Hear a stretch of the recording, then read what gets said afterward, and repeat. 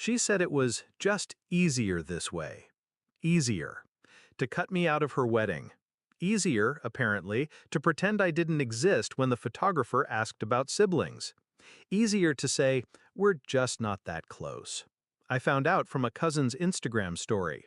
Matching satin robes, champagne flutes, bridesmaids laughing in a room I was never invited to enter.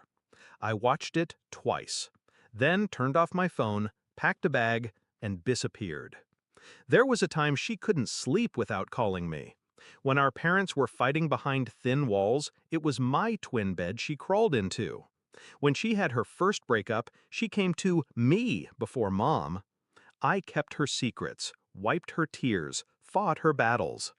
But she outgrew me. Or maybe she rewrote the story once it didn't serve her anymore. It started slow, less sister and more consultant.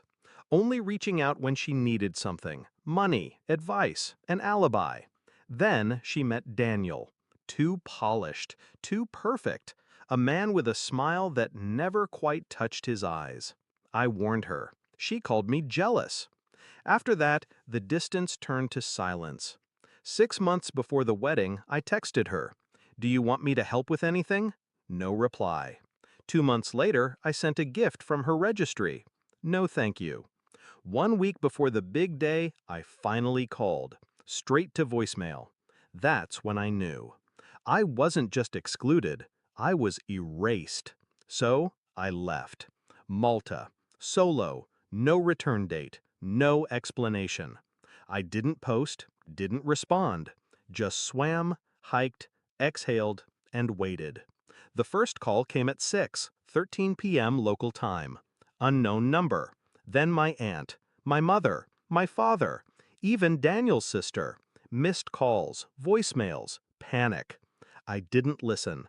Not until my curiosity cracked open the silence.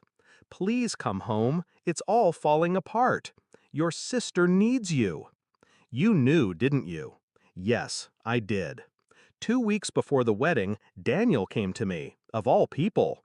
Showed up outside my office. Shaky hands, sweaty forehead.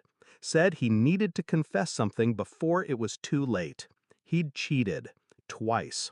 Once with a coworker, once with a bridesmaid. He didn't say sorry. He said he was scared. Scared of being caught. Scared of me finding out. I said nothing.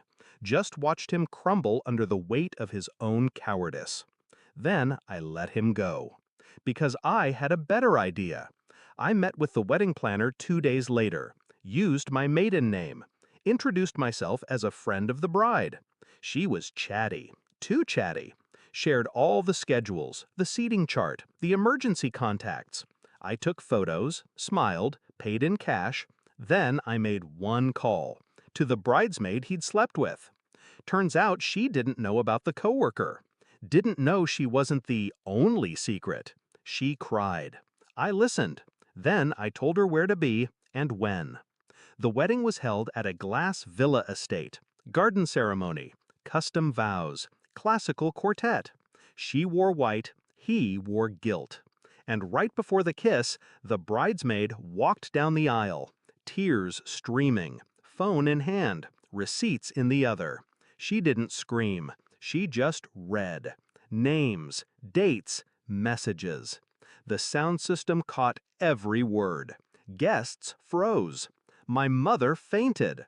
My sister dropped the bouquet. Daniel just stood there, gray-faced, cornered, like a man trapped by his own reflection. They tried to find me after that, to ask if I had anything to do with it. I didn't lie. I said, I went on vacation, which was true. And when they pressed me, voice after voice, message after message, I let the silence answer for me. Because here's the truth. She chose a man over me. She chose appearances over blood. She let him erase me from the wedding. So I let the truth erase him from her life. I came back 3 weeks later, tan, peaceful, quiet. My sister was holed up at our parents' place. Didn't leave her room for days. When she finally called me, she didn't apologize. She just asked, "How long have you known?" I said, "Long enough." She said nothing after that. We haven't spoken since. But I'm not angry. Not anymore. She needed to learn that betrayal has a price. And I don't believe in revenge. I believe in timing. Letting people hang themselves with the rope they spun from their own lies. And I believe in leaving, before they realize you're the one holding the scissors.